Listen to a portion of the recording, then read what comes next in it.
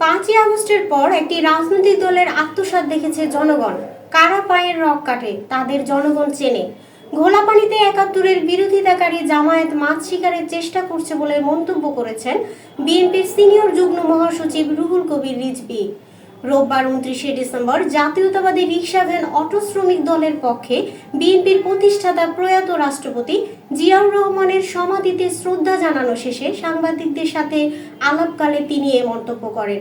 তিনি বলেন, ১৫ বছরের নিরবচ্ছিন্ন আন্দোলনের ফল জুলাই বিপ্লব। এই আন্দোলন করতে গিয়ে ৯৭ জন শ্রমজীবী মানুষ শহীদ হয়েছে।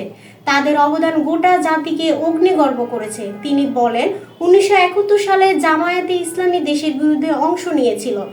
ইসলামের নামে তারা বারবার জাতির সাথে মুনাফিকি করেছে। উপদেষ্টারা অনেকে ছবক দেয় চাঁদাবাজ না আসুক। কাদের উদ্দেশ্যে? বিএনপি কোনো প্রতিষ্ঠান দখল করতে গিয়েছে, কিভাবে ইসলামী ব্যাংক দখল করেছেন তা দেশবাসী দেখেছে।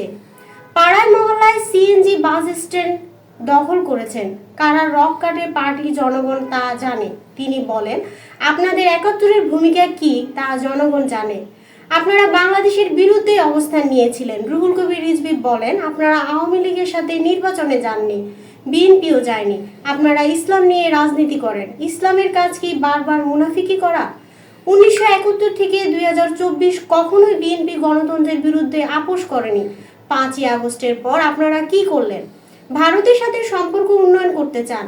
আওয়ামী লীগের সব মাফ করে দিতে চান। শেখ হাসিনার সব খুনের সহযোগী ভারত। আপনারা রাজনীতির নামে ভাওতাবাজি করেন। তিনি বলেন, আপনারা বলেছেন তারা ক্ষমা চাইলে ক্ষমা করে দিবেন। তাহলে রক্তের সাথে বেইমানি হলো না?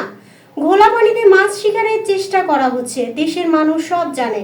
কারা স্বাধীনতা বিশ্বাস করে, সার্বভৌমত্ব বিশ্বাস করে, মানুষ জানে। এদেশের মানুষ সব জানে।